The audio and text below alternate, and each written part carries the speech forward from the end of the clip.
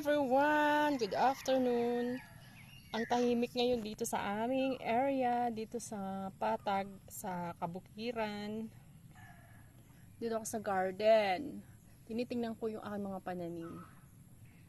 So ayan, yung bulaklak na yung aking kamatis. Umulan pala kagabi. Tapos makulimlim ngayon. Hindi na sikat yung araw kaya tingnan nyo yung basa yung lupa, basa. Tapos ayan yung mga coleus plant. Yan oh, gaganda. Masaya sila dahil umulan. So yan yung mga kamatis. Labo. Yan, so na. Ang maririnig mo lang ay mga huni ng ibon. Mag-isa lang ako dito. Tapos sila nanin nandun sa kabundukan. Yung pinupuntahan namin na maganda. So yun, ang dami ko nito. Oh, dami. Ayan pa oh. Eto, may bago. Bago pangunang bulaklak niya. So yan, yung mga hiningi ko na halaman. Ganda ng bulaklak oh. Tapos ito yung tanglad oh, ang dami.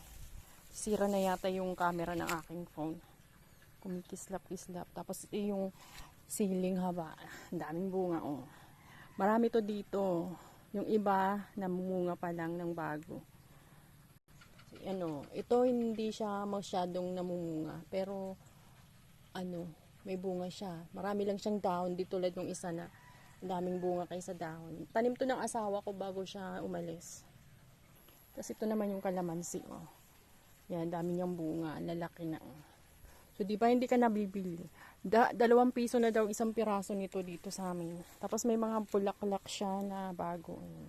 May mga buo na siyang bunga. Pwede nang pitasin. Tapos humahabol naman yung mga bagong bulaklak. Ayan pa oh. Daming bunga. Ito pa sila oh. Ayan. Kasi may maliit pa. Tapos ito yung yung minarkot ko na kalamansi mula doon sa pinakita ko sa inyo kanina. So, naka-direct na siya sa soil. Kasi ang daming bulaklak. O, sana magtuloy yan. Sana maging mabuo yung bunga. Diba? Ang dami. Tapos, iyan yung mga San Francisco. Ang dami kong ganito.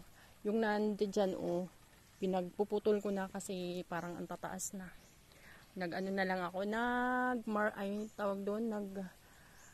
Nag-propagate. Tapos ito, seedling. Ayan. Eggplant. Talong, ayan. Tapos, ayan yung mga ampalaya. Mula lang yan sa mga binili kong ampalaya, sa buto, ganyan.